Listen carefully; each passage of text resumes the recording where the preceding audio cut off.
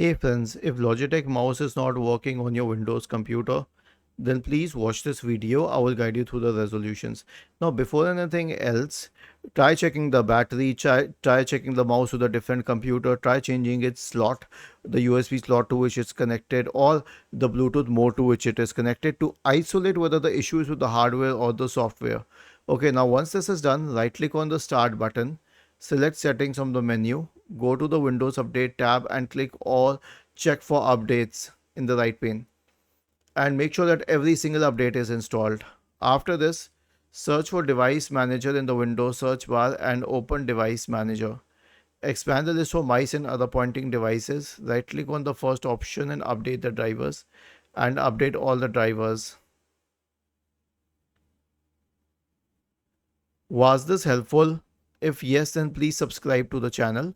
If not, then let us know in the comment section of the video on how we could help you further. Thank you for watching this video and have a nice day.